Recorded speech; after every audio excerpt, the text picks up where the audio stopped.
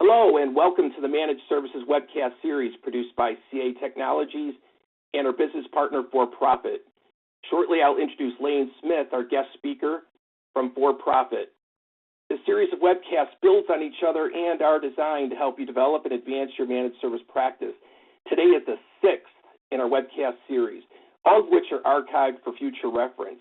Past webcasts talked about transitioning VARs to the MSP business model. And that's operating your MSP practice more like a vendor, developing compelling service offerings, best practices for pricing and packaging, developing a successful marketing plan, and successfully selling managed services. Today, we'll build on these previous webcasts and now talk about the development of a service delivery engine that can help you maximize your growth potential. My name is Ken Vanderweel. I'm a Senior Director of Global Services with CA Nimsoft, and I'm a member of our MSP Center of Excellence team. I've been with CA Nimsoft for 10 years and have been in the IT service management space for more than 20 years.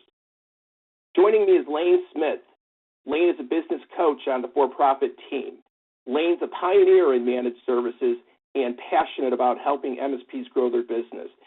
Prior to for-profit, Lane served for 11 years as CEO and president of Do IT Smarter, a leading master MSP firm focused on transitioning VARs to MSPs. Just a couple of words about CA Nimsoft and For Profit, and then we'll dig into the webcast topic. CA Nimsoft is a pioneer in developing IT service management software. Our decades of experience and strict focus in IT systems management positioned us to deliver a number of firsts. We were first to deliver unified monitoring. That's monitoring data center and cloud in a single pane of glass.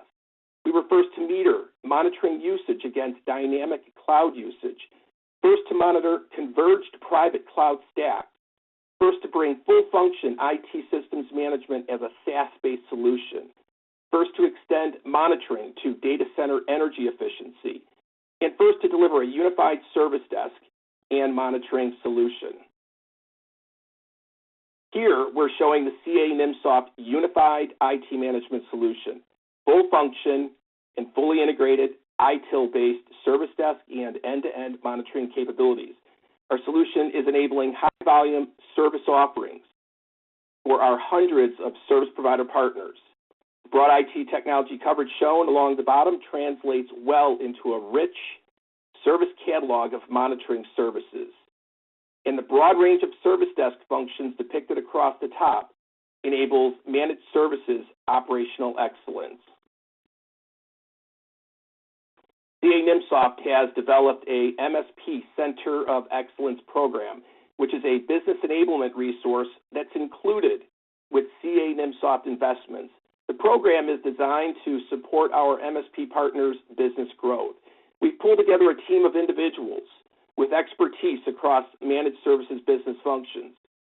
And along the right-hand side of the slide, you'll see areas where our MSP Center of Excellence team offers assistance to our MSP partners. I'd like to now bring Lane Smith in to share a few words about his organization, For Profit.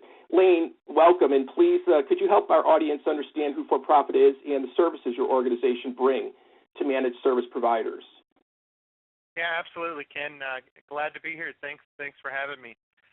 So For Profit is a group of industry veterans. You know, as Ken mentioned, I was CEO and president of Do IT Smarter for 11 years, and many of my partners have similar experience as well.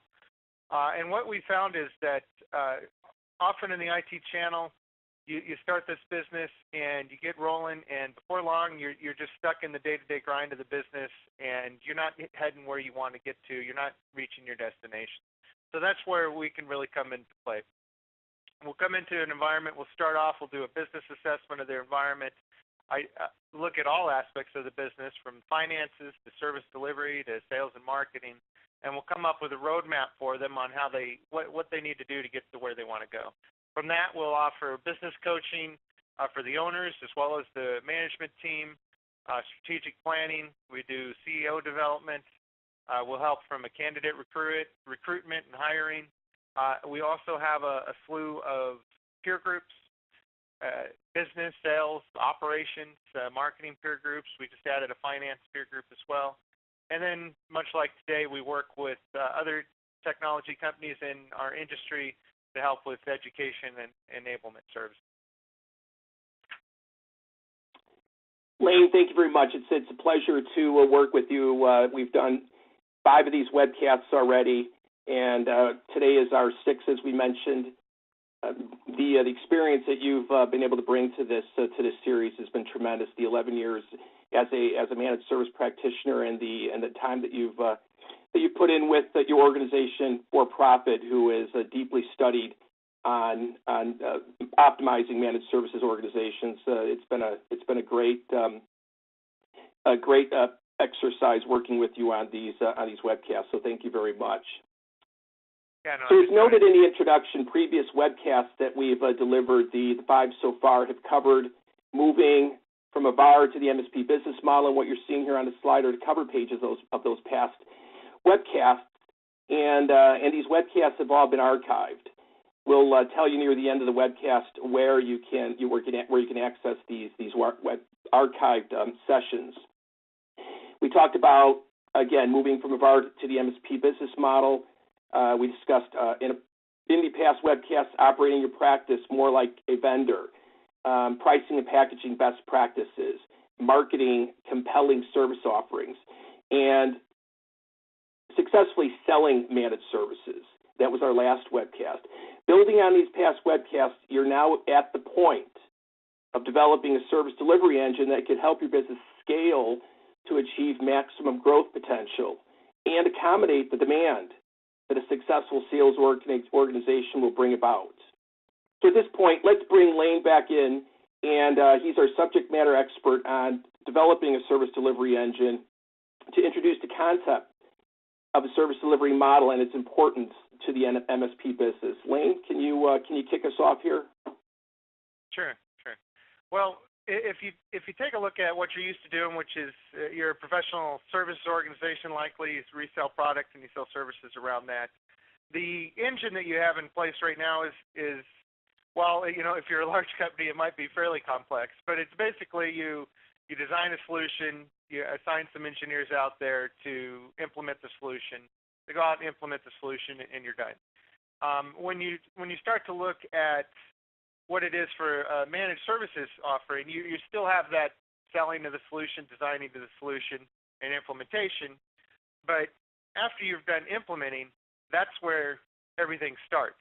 And without that proper engine in place to keep that customer relationship running, keep the customer happy, keep your everything consistent, you're going to have a very hard time with customer retention. So that's why we need to really focus on building out a solid engine, and we're going to dive into what that means here a little bit more here.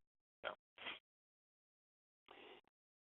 Lane, in looking at the sample service delivery model that we have depicted here, can we build an analogy that a service delivery model is equivalent to a service delivery engine, one that powers the MSP's business and can therefore be tuned and turbocharged to accommodate increasing business demands? Yeah, absolutely.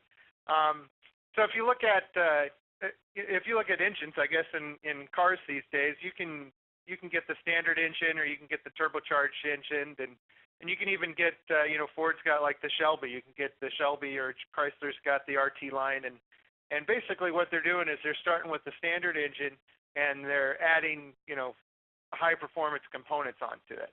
And that's kind of what we're talking about here. We need to, first off, we need to build an engine that's running, and you're going to see we're going to talk about keeping things simple. And so we're going to build a simple engine. But by putting all the pieces together and making sure they all work together properly to begin with, now we've got an engine that we know can consistently deliver on the service. So the key, though, is as you grow, is to learn how to take that basic engine and start to fine-tune it. Right, so you start to add, different skill sets. You start to add different processes in place. You start to leverage more of your tools. And as you do that, your engine starts to get more fine-tuned, and before long, you're running a turbocharged engine. And once you've got to that point, you reach that point of scalability, and when you hit that, you start to increase your profitability.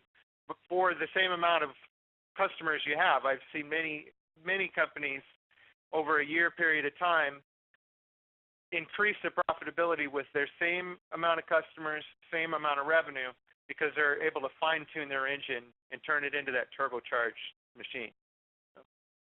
Awesome. So it sounds like a service delivery engine is at the core of supporting the proactive nature of a managed service business and hopefully an accelerating and growing practice.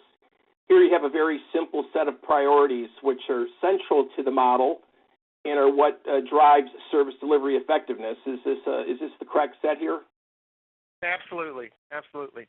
You mentioned the word simple, and I've made it a point to oversimplify our goals here, and I do this often. This is I don't know how many times I've written this on a whiteboard when I'm working with a client. So, as with anything in the customer service business, which is what we're in, right? We think we're in the technology business, but our ultimate goal is to keep customers happy, right? Second primary goal is going to be to fix the issue that they've got, right? But this is a little shift here at the end here. We want to fix it quickly, because when you take a look at the teams and a handful of slides up here, the faster we can fix things because we're on a fixed fee, the more profitable we're going to be, which oddly enough actually ties to keeping the customer happy, because the faster we fix it for the customer, the happier they're going to be. So how do we keep those customers happy? All right, so we want to have a short wait time, friendly technicians, right? They don't want to have to repeat themselves. So this is the idea. I've heard this many times before, where they talk to level 1 technician, they tell the technician what's going on. Technician doesn't know how to fix it. They send them up to level 2 technician. Level 2 technician takes over and says, "Tell me about your problem." And now the customer is repeating themselves. Well, what broke down there was the MSP didn't have a proper process in place to properly document the procedures or the issues, so that when level 2 had it, they completely understood the problem and could take over right then, right? Obviously, the customers want to keep the problem fixed. They want it fixed quickly. And the last point there, they want consistency, which really ties to our next slide, which is they want it to be very easy to work with you. If you look back through some of the white papers that we put out last year, we talked about how customer satisfaction is almost 100% related to how easy their support experience is. So they want to have one number to call. They want to know that when somebody answers the phone, whether it's John or Jerry or Mary or Frank, that person's going to know their environment. That person is going to treat them the same way as the next person does. So they want that consistency. They want it to be the same experience over and over again, and this is really what's going to create them loyal to your business. I had a client this year tell me that he's very concerned with moving to managed services because he's very relationship-based. He assigns one engineer to the client, one salesperson to the client, and that's who they work with moving forward. Well, I mean, that's great. It keeps the customers happy, and the reason why the customers like that is because of that consistency. The problem with that is that's not scalable at all, and when that technician leaves, a lot of times they pull the customer with you. So part of your goal here is to continue to create that strong relationship, but instead of that one-to-one relationship, that's that one-to-many. So that customer has a relationship with your company as a whole, and they're happy with your company as a whole versus just individuals within your organization. Blaine, an overriding goal, we've mentioned this a number of times here, for every successful managed services business is to fix the issue and to fix it quickly. I mean, this is really what defines an MSP. And this is where the rubber meets the road and how the MSP earns the merits of being an effective service provider. It's the commitment and the ability to fix issues in a timely manner. And in doing so, I'm guessing the MSP is going to be rewarded with contract renewals and references.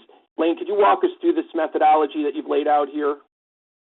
Absolutely. So, and these are really steps in what we're going to talk about here. we've got to build a team. Now, you've already got a team in place, but likely you've got a group of individuals that loosely work like a team. But the professional services model doesn't rely on teamwork to succeed. It relies on very strong, very intelligent individuals that can get the work done, right? So we're going to build a team, and we're going to talk quite a bit about what teams look like. We're going to create process. Process is really the number one priority to being able to fix issues quickly and keeping the customers happy, keeping that consistent delivery. Got to talk about properly onboarding the customers. You can't just sell a contract and bring a customer live the very next week. You have to have everything in place ahead of time so that you know their environment, you know their process, you know their policies, and you can properly support them. We're going to monitor our success, continually improve on that, and that's how we're going to increase our profitability. You know, if you look at the value prop of managed services, it's increase the customer's value profitability. It's also increasing our profitability as well, right? And I'm going to do it again. I'm going to underscore the point that you made just previously and during the introductory part of our webcast here, and that is the point that a prime objective here is to fix the problem and fix it quickly in the managed service business and that service delivery model. And I see here that you're doing a comparison of the MSP model, which is on the right, against the traditional professional services model. Can you point out what the key differences are between these two models? Yeah, sure. Well, I mean, if you look at them, the number one priority should always be keeping the customer happy. And number two is going to be, you know, fixing the issue. Those are always going to be your overriding priorities. Now, the difference starts to happen below that. With professional services, you rely on that engineer to be able to fix the issue, fix it themselves, right? Because they're out at a client billing. All the other engineers in your team are out at other clients billing. And if one of those team members can't fix an issue, he doesn't really have anybody to lean on, because if he does, he's got to pull from another client, which affects the other clients. So their goal is to really fix the issue on their own. And sometimes it's going to take longer than it might for another team member, but that's irrelevant. They're the team member assigned to that client, to that project. They've got to get it done, right? So time is really that secondary concern. When you look at managed services, you're going to leverage a tiered team, and we're going to talk about that quite a bit here in a moment. But the whole idea of your team members being in charge of, you know, fixing the issue and owning it completely and having to, you know, just figure it out themselves, that's gone, because they need to fix the issue quickly. And they're going to fix it quickly because that's going to keep the customer happy, and that's also how you're going to increase your profitability and scale your business.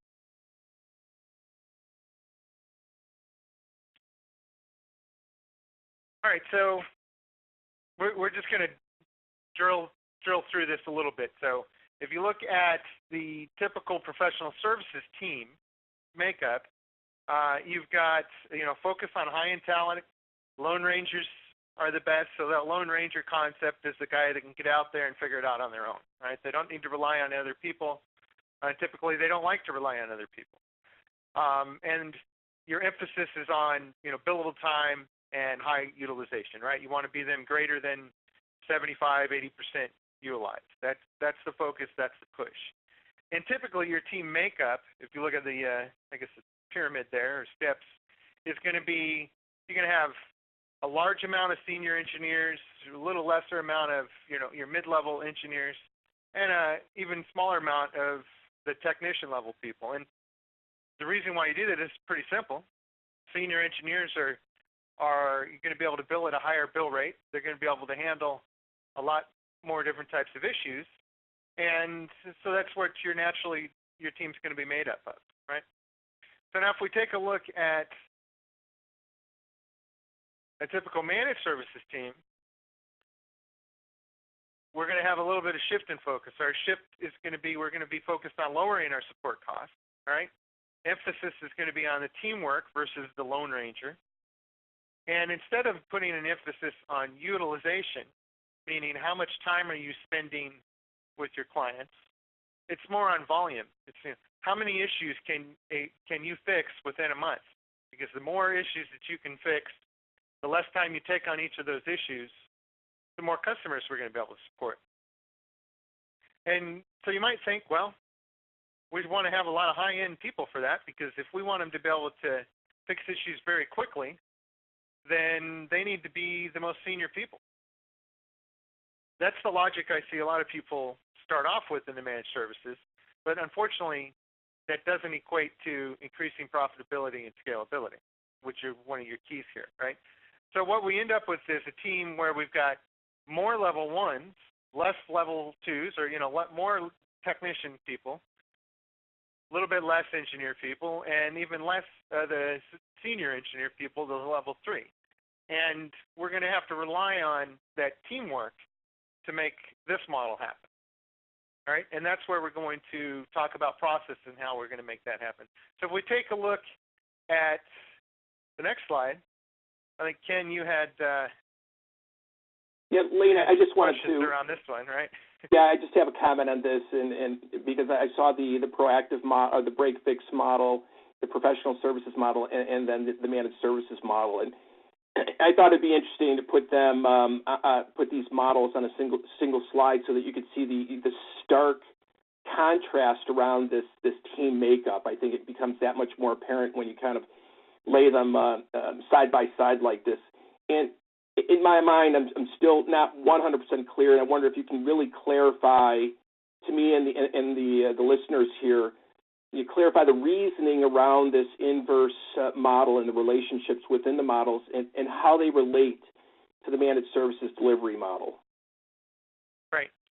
Well, I mean, it really comes down to how much work can one person do. So if you've got, I don't know, let's say $10,000 a month senior engineers on your team, that's $50,000 a month you're spending. And they can only do a certain amount of work. There's a capacity break point right there. And what happens is when you're selling fixed fee, you're really challenged with, well, how do I scale this? Every time I add, 10 grand in new revenue, I have to add another 10 grand in talent. And that starts to break rather quickly. So really what you need to do is you need to look at your organization and say, okay, well, we're maintaining environments now. We're no longer out there designing and implementing. Well, we do have a professional service team doing that, but as far as our managed service team, we're focused on just maintaining an environment. And maintaining an environment there's a lot of lower level tasks that happen. But if you were to go at it in this bar business model, you'd have these senior engineers handling all these lower level tasks. And so what's happening is now you're paying way too much for the task that's getting done. So as you start to shift, you want to start to shore it up with more junior people that basically handle the lower level tasks and offload that to the more senior people. And what you end up with eventually is a lower cost of doing business, because you end up with more lower level support staff shored up by the processes we'll put around it, and the fact that they can rely on their team and they're not just going at it alone, allows you to scale your business and increase your profitability. Yeah, that definitely does help. That makes it much clearer to me, and really makes good sense for the proactive nature of the MSP business model. So, the MSP, the tiered teams that you described in the previous slides, how are their roles typically defined, and where do they fit into the kind of the overall service delivery team? These different team groups that you have here. Are there any in this list that fit into that? Which in this list are those that operate within that managed service pyramid? Sure. So if you look at our pyramids, right, the managed service pyramid really consists of your customer service manager. So that's the guy that's running the teams, right? Also in charge of making sure your customers are happy. And typically within your managed service organization, you're going to have two distinct teams. You're going to have a service desk team. Now this team is going to be responsible for responding to end user requests. They're going to be responsible for watching the phone lines and answering the phones. Typically are going to be your level 1, level 2 team team people, right? The NOC, or Network Operations Center, this is the team that's leveraging, your Nimsoft tool, right? They're the ones that are monitoring the infrastructure for your clients, responding to alerts from equipment versus responding to alerts from, individuals.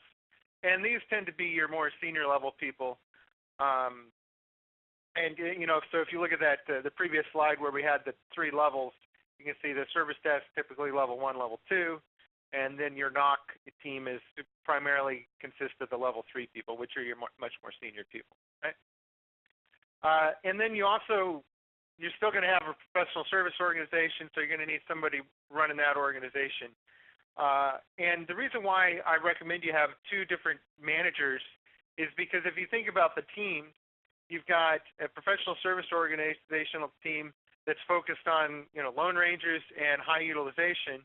You've got a managed service team that's focused on teamwork and high volume, and that managing those 2 different teams can get quite difficult. So you'll likely start off with one person managing them, but then you're going to branch out into having dedicated managers for each business unit. Okay, so here you have an organization chart showing the relationships between those various teams. Can you maybe talk through those relationships? And ultimately, I imagine it's got this interaction between these teams has to really be efficient to support that turbocharged engine objective. Yep, absolutely. So if you look at the top here, top right there, your orange, level 1 lead, level 1 team, level 2 lead, level 2 team, and I mentioned that's your service desk team. So really what we're starting to create here is this tiered support model, and you'll see that we have this concept of a lead. So the idea here is that when a call comes in to your level 1, they're going to start to work on the issue. If they're starting to have issues, they've got a lead that they can rely on to help them out.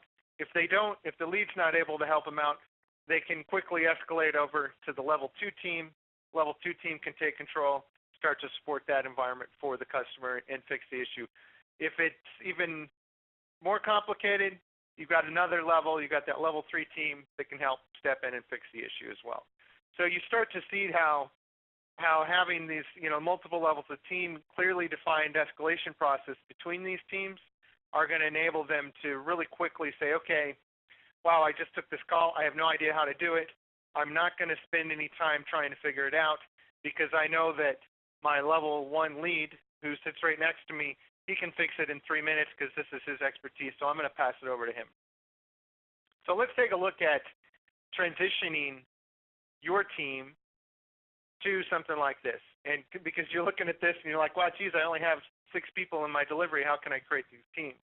And the reason why I put an org chart together here to begin with is because the next thing we're going to talk about are process. You heard me just walk through a process of, identifying an issue, realizing you needed to escalate it, and then escalating through, right?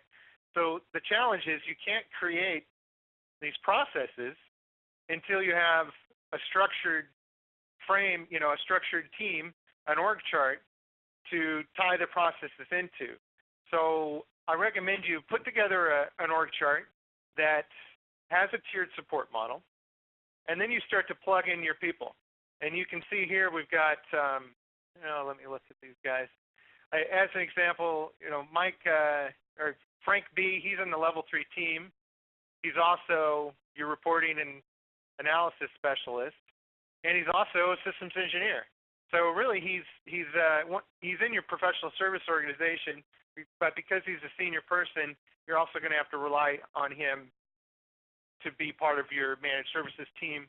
You're going to put him at the the level 3 side of the house, right? If you look at Jerry, so Jerry is running, he's the customer service manager. He's running the service desk and NOC, and he's also the professional services manager. Eventually, because we've got this tiered out, Jerry at some point is going to say, all right, it's time for us to hire another person. He's going to talk to the director of services, say, I've got too much on my plate now. I really like this managed service side. This is where I'm excelling. Let's hire a professional services manager and start to build out that team. All right, Lane, now that we have the teams defined, it's important that we have a process. Here you're introducing the criticality of process. It's important that we have a process to guide these teams through the proactive managed services business model. And here we have a sample depiction of the responsibilities and handoff points between team members in a service delivery model. Just if you could just overemphasize the importance of process and how a process like this would come together in support of the managed service practice. Yep. So if you can see here, we've got this process jumble here, and this is a rather simple process, right? Even though it looks complicated here. But wanted to make sure that we're tying the different levels into that process, because I mentioned you got to create that org chart, you got to get the levels in there, and you got to build process to those different service levels. I see a lot of companies will build processes around people. Well, the problem is people leave, and if you've got a process built around a person, every time someone leaves, you're going to have a very, very difficult time, scaling that. And I think we had one of the PowerPoints or one of our webinars. We talked about people, process, and tools. That's really what makes up an MSP is your people, process, and tools. The reality is that people are going to come and go, can be replaced. Tools are going to come and go, can be replaced. Although I'm sure Nimsoft doesn't want that to happen, but that's our reality. However, processes, though, once you put processes in place, it's very, very difficult to go in and change those, and very difficult it's not difficult to necessarily change them, but difficult to replace them, right? They're in there. That's what makes up the fabric of your company and how you support your customers. So your processes are probably your number one most important component in building out your managed services model. And you mentioned that the processes are not built around people, but they're built around service levels. And here you're giving us an example of what some service level objectives might be that would then dictate the various processes that are defined against it. Right. And so defining your service levels, just like identifying your tiered structure, your org chart, is an exercise you've got to do before you can start to create process. Okay? Because if you've got a team now that knows who to escalate to, the next question they need to ask is, well, when am I going to escalate? How fast do I need to respond, right? And how do I define the different issues that I have coming in so that I know which team to escalate to? And so you very quickly are going to realize that you've got to put down, your service levels. And this is a fairly simple service level chart. On the left here, you have priorities 1 through 4. So typical priority is, priority 1 is everything's down on the network. Priority 2 is maybe a department's down. Priority 3 is usually an individual's having a problem, and priority 4 is something that's scheduled work that can be done in the future. And then you start to build out, time to notify means how fast are we going to let the customer know that we're aware of the problem. Time to investigate is how fast are we going to actually start working on the problem. We've got an estimated time to restore, which is going to be your guideline for your techs. If they're spending too much time on an issue and we're starting to creep up to that 4 hours or 24 hours or whatever it might be, they're going to need to know that they have to escalate so that they can get that issue resolved within the time to restore window. And then finally, if all else fails, we have to send somebody on site. How fast are we going to commit to the customer? We'll get somebody out on site. So here we have you've laid out a distinct set of processes that need to be put in place to support those service level objectives that you've just walked through on a previous slide. Yep. So you've defined your service levels are defined. You've got a clearly defined org chart, right? And at this point, you can start to create process. So these are a list of, I guess there's 6 of them here. these are processes that I really recommend you create first. So incident and escalation process. This is incidents an ITIL frame or ITIL term. I know most of the PSA tools call them tickets, but incident is really what I refer to them at. Change management process. This is the process of making sure that your technicians don't just go out there and change critical devices without making sure they've got a plan in case that change should fail, right? There's a stat I used to talk about all the time that said if implementing change management alone within an organization can increase availability by 78%. So if you look at our value prop for managed services, one of the big main value props is we're going to increase their uptime and productivity. And so without even putting any monitoring system in place, just by putting process in place, we can help increase their productivity. Change management process and onboarding, these are really tied together. Knowledge management process and onboarding really tied together. Knowledge management is the idea of documenting the entire customer's network and then also keeping track of everything that happens within that network. And then customer onboarding is how you're going to get that documentation done. Review and analysis process. This is something a lot of MSPs skip. In fact, way too many skip. This is really what makes us proactive, right? If you look at what we're doing, we're monitoring an environment, we're responding to alerts, or we're responding to individuals calling us with a problem. That's a reactive solution.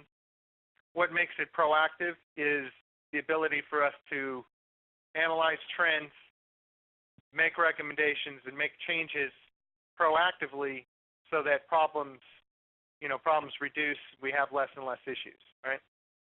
And then ultimately, customer satisfaction process. Again, I don't see a lot of MSPs with the built-in customer sat process, though most of the PSA tools have built-in surveys at this point. So this is something you want to implement right away. And customer satisfaction, that's our number one priority.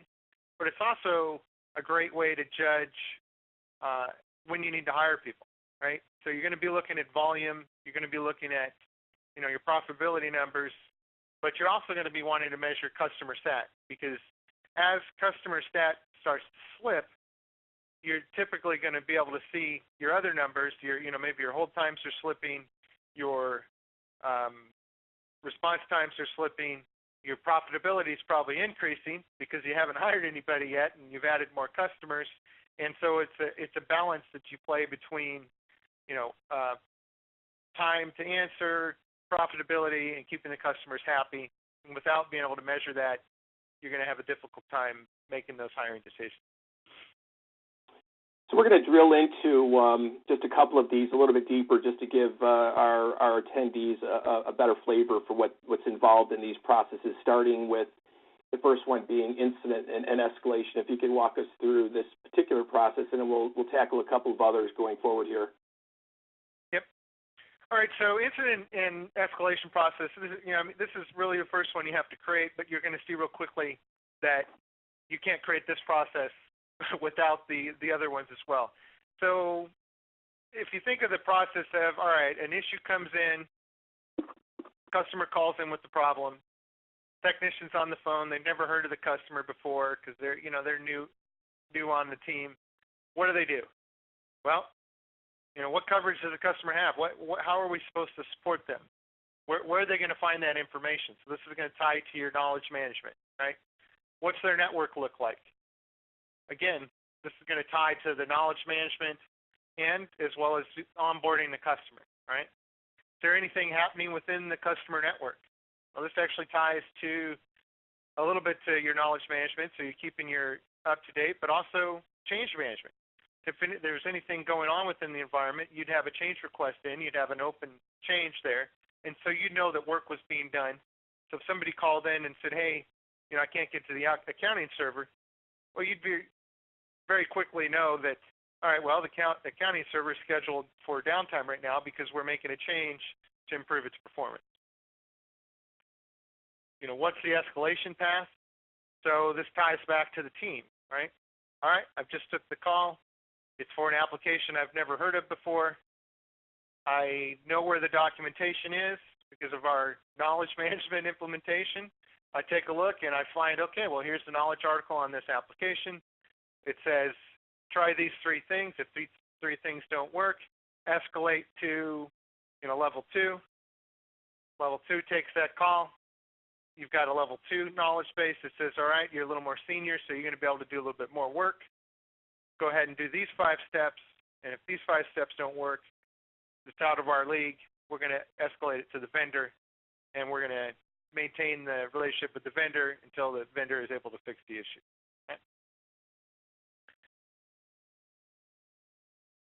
So onboarding the customer, Lane, this really has to be perceived as by the customer as being a relatively easy process, right? There's a few things that go into the process, but the customer's perception has to feel like they're coming on board, fairly effectively and with little complication and a sense that the MSP knows what they're doing.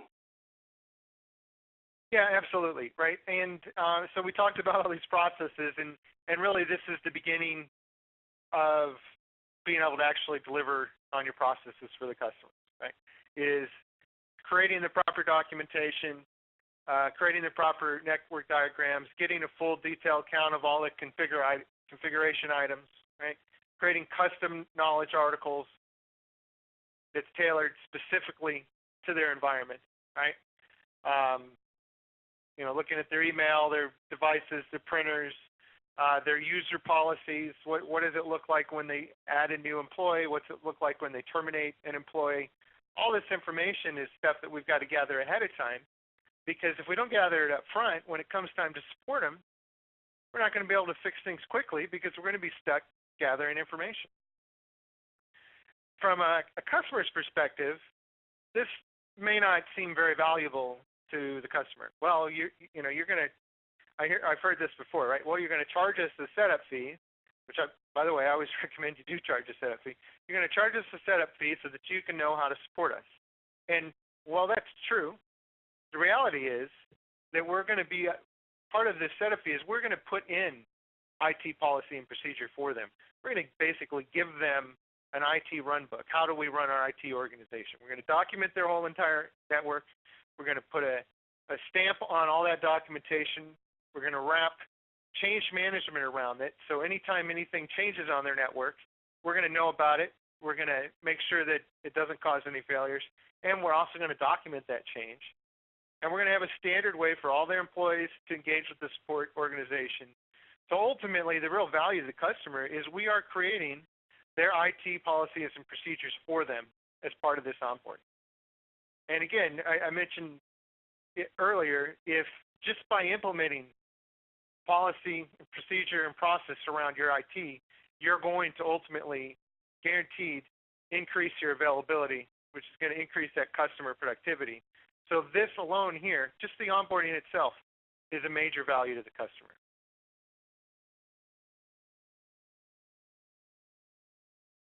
All right, just to shift a little focus there, we've talked about the need to fix things quickly.